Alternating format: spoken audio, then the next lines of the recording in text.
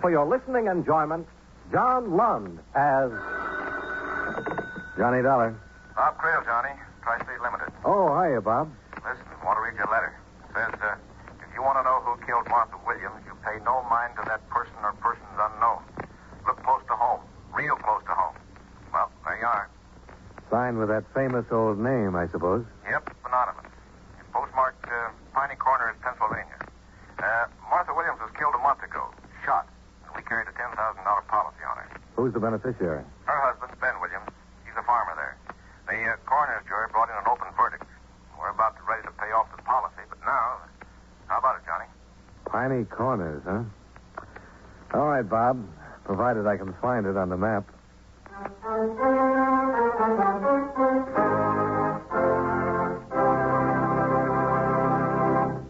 If I cut in for a few moments, fellas, I hope it won't start an argument.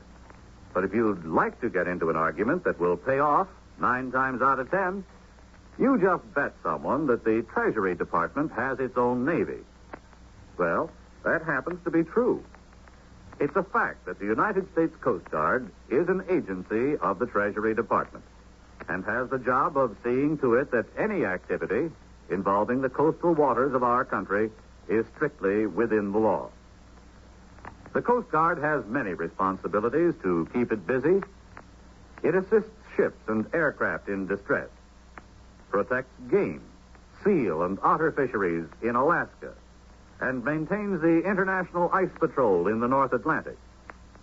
It operates lighthouses, light ships, beacons, and other aids to navigation, and removes wrecks and other floating dangers.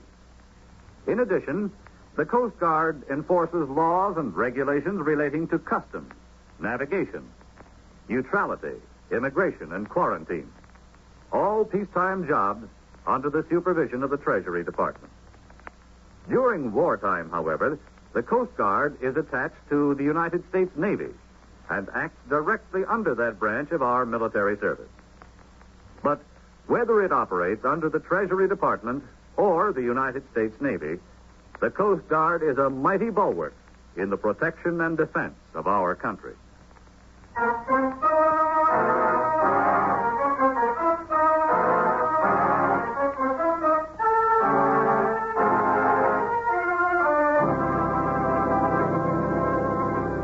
Expense account submitted by Special Investigator Johnny Dollar to Home Office, Tri-State Assurance Company Limited, Hartford, Connecticut.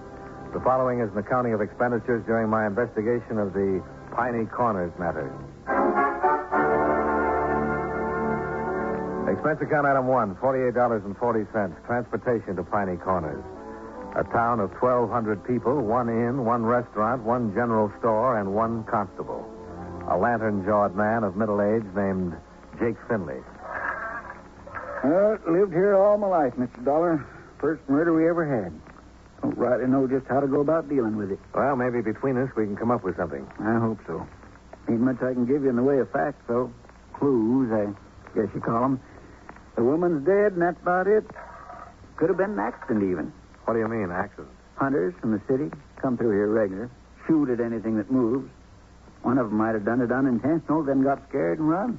A city hunter with an old-fashioned squirrel rifle? That's what this bullet was fired from. Well, I said it could have been accidental. I didn't say it was. I reckon somebody meant to kill her, all right. Only trouble, though, I can't figure anybody that might have had a reason to. What about this slug? The ballistics boys make anything out of it? Nope. Too flattened out. Sent it clear to Philadelphia. They said there wasn't any way of telling what particular rifle it came from. And pretty near everybody in the township's got one of them guns. No, it's like I said. No clues, not to speak of. There are people, though, Jake, with different motives and different capabilities. And one of them did it. Not the one you're figuring most on, though, Mr. Dollar. Her husband, you mean, Ben Williams? Why not? Ain't the type. Like you said about capabilities, he wouldn't kill anybody. You'll see when you meet him. Well, then suppose we meet him. All right. Farm is just outside of town. I'll drive you out there. But the township's kind of frugal with money, and I will have to ask you to pay for the car expense. Fair enough. Maybe we could make a couple of other calls, too. I'd like to talk to the coroner. You already have. I'm the coroner. Well, let's go.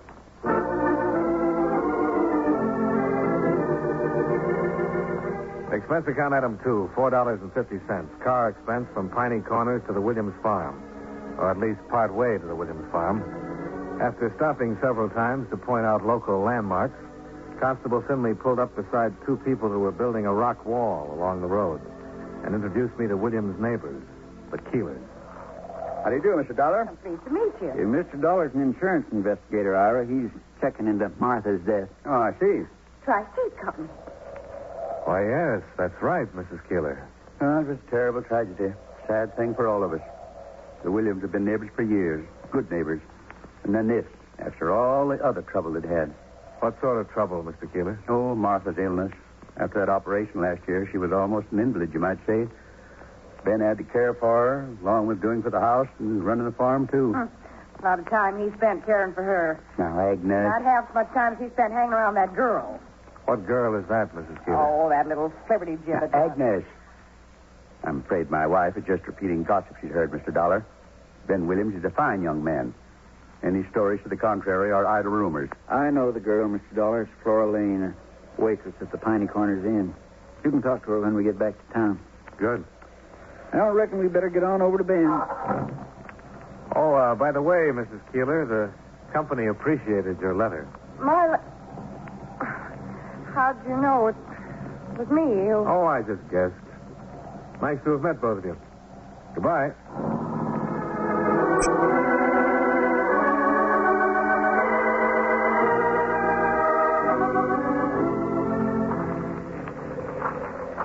It ain't much farther now. Williams' house is right ahead of us. You figure this is how the killer got away, down this draw, huh? Yep. As far as the road, back where we left the car. Couldn't have been seen from either the Keeler place or the Williams house. The brush is too thick. Yeah, that all right. Let's see now. Over about there is where I calculated the shot was fired, Broughton. Right next to that survey marker. Here, come on, I'll show you. What was the survey for? Well, they was figuring to build a turnpike through here last year. Finally picked someplace else a few months ago. Too bad. It'd have made this land worth something. Now, let's see. Martha Williams was sitting in that big front window there. Ben's put the glass back in since. It was long about dusk. Miss Keeler was in the room with her. She'd brought over a cake or something. And somebody standing above where we are now fired at her through the window with a rifle and killed her. And got away. Back down the draw there, I figure. Tell me something, Jake. This waitress at the inn, Flora Lane, she pretty? Well, tastes differ. She's pretty enough. Was it just a rumor? Or was Ben seeing her before his wife was killed? Oh, he'd stop by the restaurant once in a while. Cup of coffee, piece of pie. He was doing all the cooking at home. He got mighty tired of it, I reckon. And what about now? Is he still seeing her? He eats most of his evening meals there, if that's what you mean. How about his wife? Did she have any chance of getting well eventually? Not according to the doctors. They said she'd be an invalid as long as she... You're barking up the wrong tree, Mr. Dollar. It adds up, Jake. A pretty girl in the offing, young and alive, an invalid wife and a rundown farm. Now, he wouldn't be the first man who's gone wrong trying to get out from under a burden like that. Yeah. Not Ben, no. It ain't his nature. Come on, let's go up and talk to him. You'll see when you meet him. Why would Mrs. Keeler go out of her way to get him into trouble? Send him that letter? Well, she's always been a good friend of Martha's, but she never has like Ben. I don't know why. That's just the way she is. I wouldn't put no stock in what she says.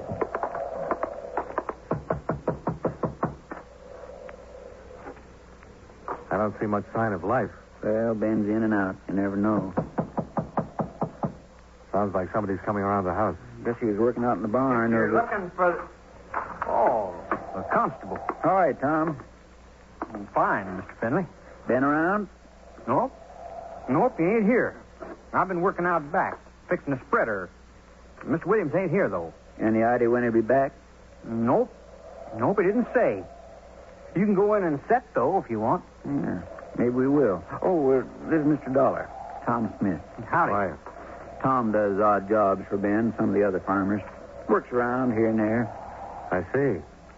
Were you working here the day Mrs. Williams was killed, Tom? No. I wasn't even near here. Anybody that says so is lying. I was clear over on the other side of town. Shall we go inside, Mr. Dollar? Okay. I'll see you, Tom. He gets kind of excited when he thinks he's accused of anything. He's not much on brains, you know. Has he ever been in trouble with the law? Well, petty stuff. Shooting game out of season, mostly. Oh? Is he a good shot? Dead shot. Never misses.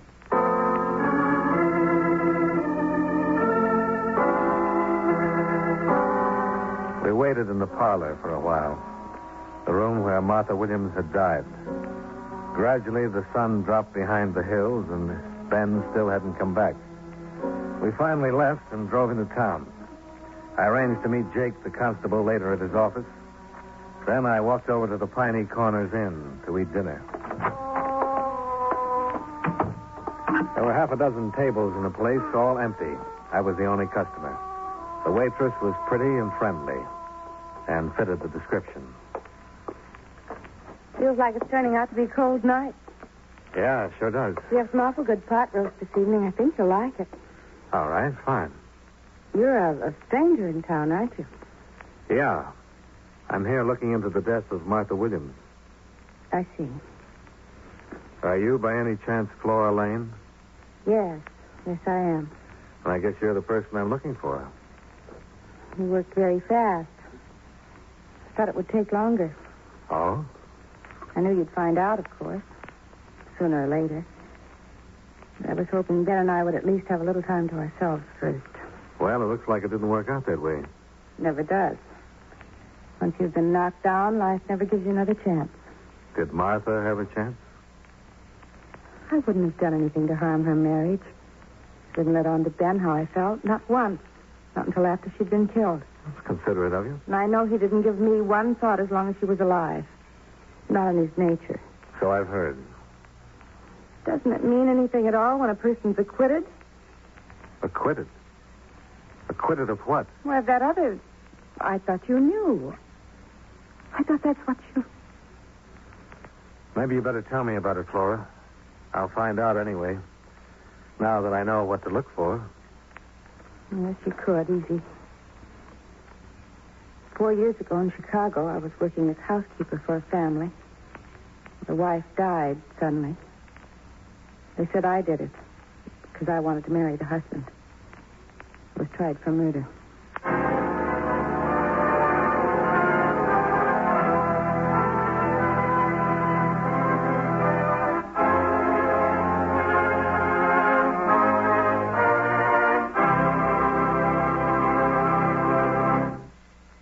You know, many great men have attained the highest office in our land, the presidency of the United States. Can you guess the name of this man? He was third vice president to become president through the death of the man holding that office. A man of limited education, he was taught to read and to write by his wife. In 1862, when Tennessee threatened to secede from the Union, he was appointed military governor of occupied Tennessee by President Lincoln. As president, by a threat of war, he stopped Napoleon's attempt to seize control of Mexico. And his administration saw the beginning of the Reconstruction era. A senator before he became president, he was reelected to the Senate after his presidential term of office was over. If you don't have his name by now, here are two more clues. During his administration, Alaska was purchased from Russia, and Nebraska became a state. Who was he? Andrew Johnson, 17th President of the United States. His life is part of your American heritage.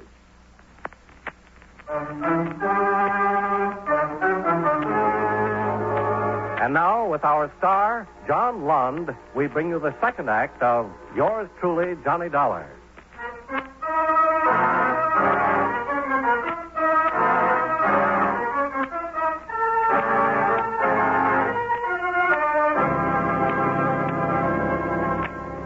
Expense account item 3, $1.60. Pot roast special at the Piney Corners Inn. I finished it, left, and walked down the empty street to the constable's office. Well, pull up a chair, Mr. Dollar. This old oil burner don't throw much heat. Oh, thanks, Jake. You find Ben? No. I met his girlfriend, though. Flora? I reckon you found out about her, too, from that look on your face. Yeah, she let the whole thing slip. Thought I was already onto it. It don't have no bearing, Mr. Dollar. No, maybe not. The way it stands, though, I could make out a pretty good case against Ben. Except you haven't met him.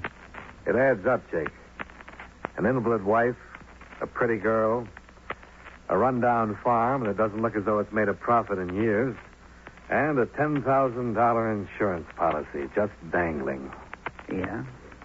In fact, it's even worse a picture if you look at it that way. What do you mean? That farm's not only run down, it's mortgaged to the hilt.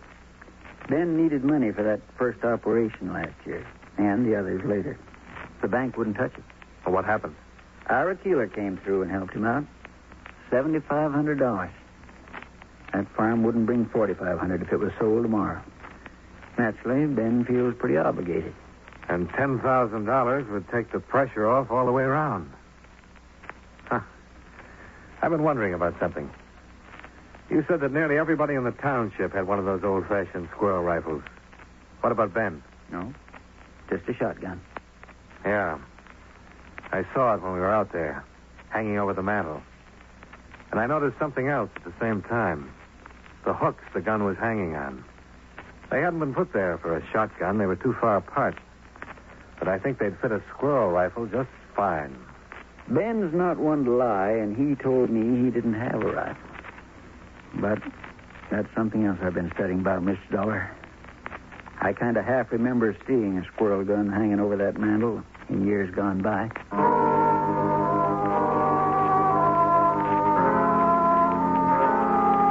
Expense account item 4, $4.50. Car expense for another trip with the constable out to the Williams farm. The lights are on.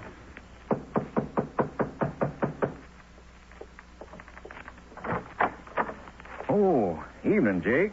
And Ben, I'd like you to meet Mr. Dollar. Hi. How are you? Well, turning sort of cold out, huh? Yes, it is. Mind if we come inside, Ben? Oh, sure. Sorry, Jake. Come on back to the kitchen. That's the only room I keep a fire in. Pull a couple of chairs out from the table there. Thanks. I'll see if I can shake this grate down a little. Get the draft started.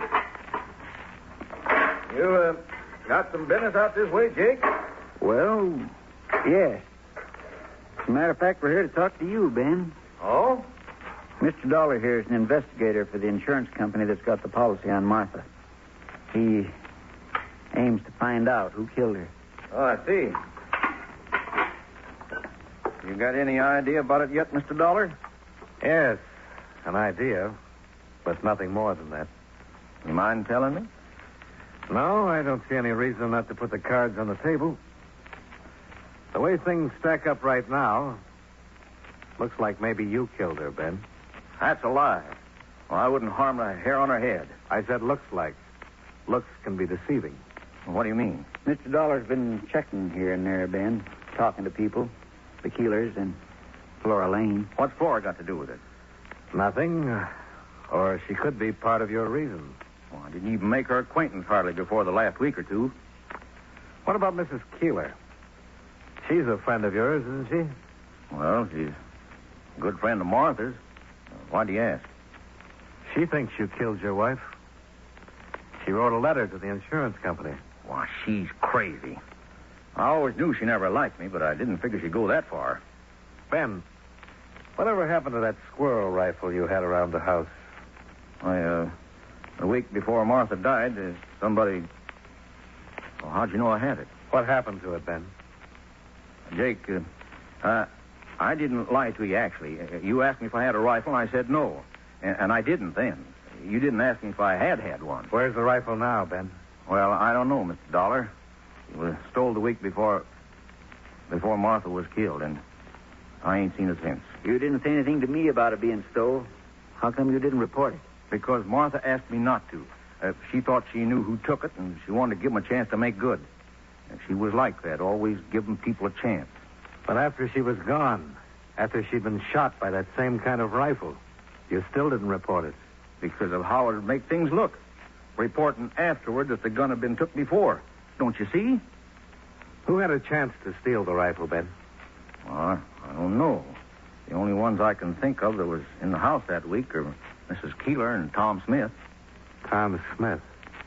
Jake, is that the kid we met here this afternoon? Yep.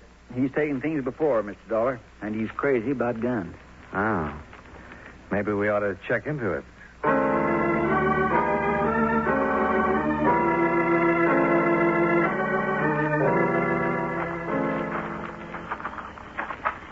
It's around here back to the feed store, Mr. Dollar. Kind of a shack on the corner of the lot. They let him use it in return for keeping an eye on the store at night. I think the door's here at the corner, if I recollect. It's been a long... All right, now. You stop right where you are. It's Constable Finley, Tom. Mr. Dollar's with me. All right. I figured it was somebody trying to break in. Well, now that you know it isn't, I wonder if I could have a look at that gun you're holding. Well, I reckon so, Mr. Dollar. Sure, here. Thanks. You got the flashlight, Jake? Yeah. Just a second now. There we are. Well, no luck. It's a 22.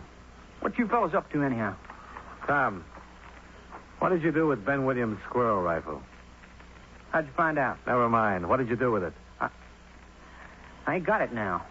Where is it? I sold it. I did. I sold it to Mr. Keeler. He gave me $3 for it about 3 weeks ago. 3 weeks. That'd make it a week after Martha Williams was shot. And you took the gun the week before she was shot. Well, Tom? Well, what? I don't know what... Are you saying I shot Mrs. Williams? I'm asking.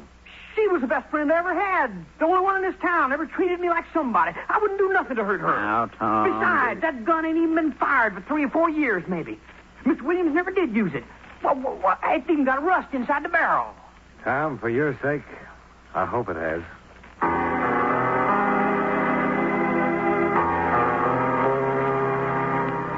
Expense account item 5, another $4.50 for the loan of Jake Finley's car to drive out to the Keeler farm and pick up the stolen rifle. As I walked up to the porch, the door opened. Oh. Evening, Mrs. Keeler. Oh, it's you, Mr. Dollar. Is your husband at home? Oh, yes. He's in there working on his accounts. Mr. Dollar, about that letter, it was a terrible thing to do. Well, I don't really think Mr. Williams had anything to do with Martha's death. And I don't hate him either. In fact, not that Ira isn't steady and reliable, but, well, life on a farm isn't easy for a woman at the best. And she wants more than just cold, hard profits and grasping for more and more money.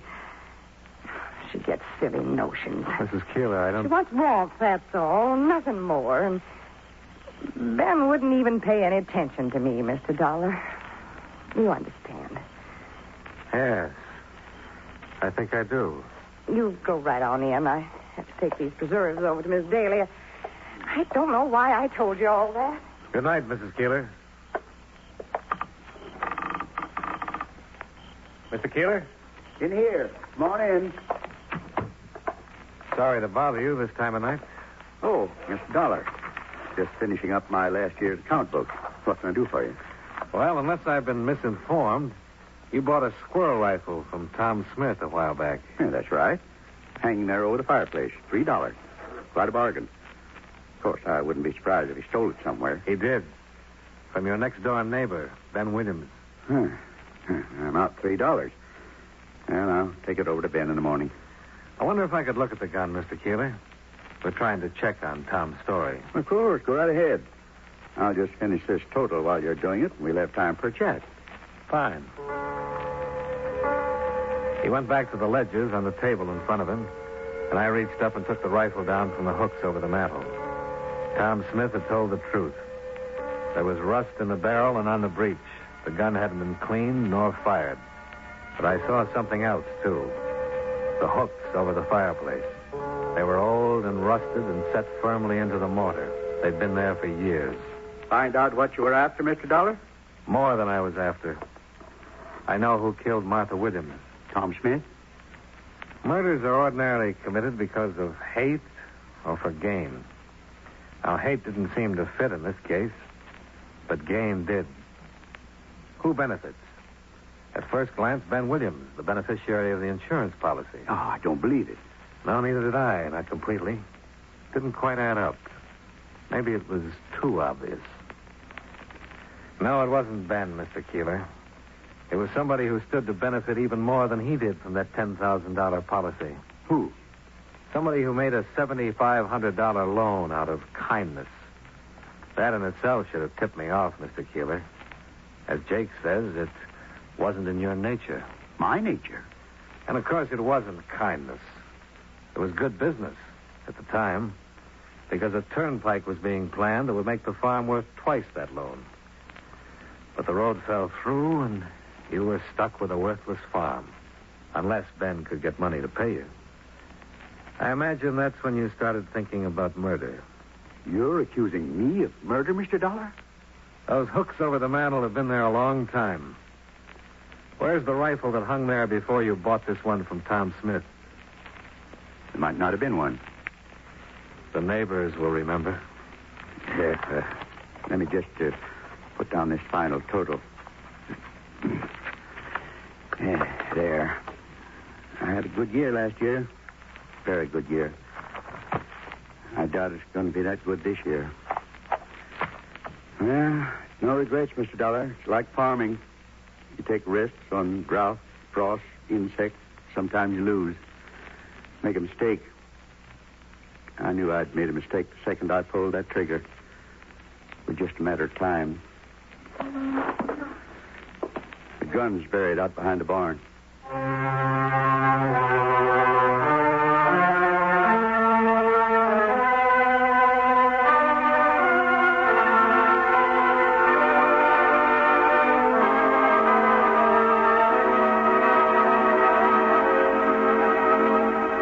Expense account item 6, $57.20. Incidentals and transportation back to Hartford. Expense account total, $120.70. Yours truly, Johnny Dollar.